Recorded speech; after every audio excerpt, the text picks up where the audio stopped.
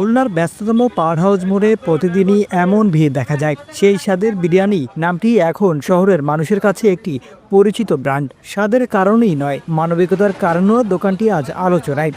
এই দোকানে কাজ করেন ৭০ জন তরুণ। বেকারত্ব আর পরিবারের দায়িত্ব সামলাতে হিমশিম খাওয়া অনেক যুবকই পেয়েছেন স্থায়ী কাজের সুযোগ।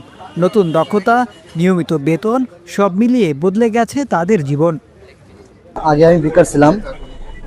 সালমান ভাইয়ের এই সেই স্বাদ তার হওয়ার পরে আমি সহ ৭০ জনের কর্মসংস্থার ব্যবস্থা হয়।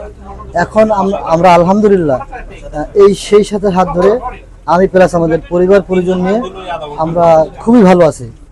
আরও একটা মূল বিষয়, সালমান ভাই একজন মানবিক মানুষ। আপনারা দেখছেন যে সালমান ভাই যেভাবে অসহায় দরিদ্র মানুষের পাশে, সালমান ভাইয়ের এই ব্যবসা যেন টিকে থাকতে পারে, আমরা সহ আমাদের ৭০টা পরিবার আজ দেখেন কতটা ভালো আছে। আপনারা সেই দোয়া আমাদের জন্য করবেন। দেশে কিছু হচ্ছে না, বাইরের দেশে আমি কিছু করতে পারবো, যার কারণে আমার ইচ্ছা ছিল যে আমি বাইরের দেশে যাব। বাট সালমান ভাইয়ের মাধ্যমে আমার আর সেই জায়গায় যাওয়া লাগে না। আমি বাইরের দেশে যা ইনকাম করতাম তার চেয়ে কিছুটা কম, বাট আমি স্বাবলম্বী। এখন আমি সচ্ছলভাবে আমি পরিবার নিয়ে আমি বসবাস করতে পারতেছি।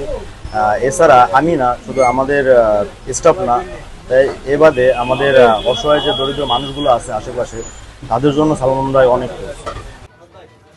ব্যবসার পাশাপাশি সমাজের মানুষের জন্য বিশেষ উদ্যোগ নিয়েছে সেই স্বাদের মালিক সালমান শিকদার।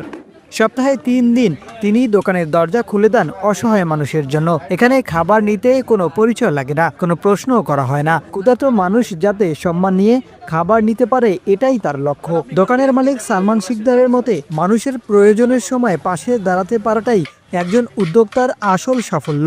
আমাদের ৭০ জন যে স্টাফ কাজ করতেছে, তারা আজকে সবাই আজকে কর্মসংস্থানের ভিতরে আছে এবং সবাই আজকে তাদের ফ্যামিলি এত সুন্দরভাবে তারা জীবনযাপন করতেছে। এটাই হচ্ছে আমাদের সেই স্বাদের সফলতা।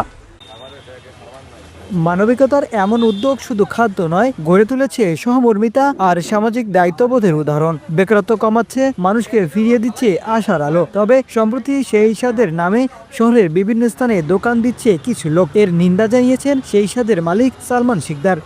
কিছু লোক আমাদের সেই স্বাদ নামটাকে তারা অপব্যবহার করতেছে। আমাদের নাম ব্যবহার করে তারা কিন্তু বিভিন্ন জায়গায় তারা এরকম প্রতিষ্ঠান খুলতেছে। ভাই, তারা ব্যবসা করুক, তারা ব্যবসা করে কেউ তারা দাঁড়াক, কিন্তু আমাদের সেই স্বাদ নামটাকে যারা তাদের বদনাম না ছড়ায়। আমাদের নাম ব্যবহার করে তারা আজকেরা মিথ্যা অপপ্রচার করতেছে আমাদের সেই স্বাদের নামে।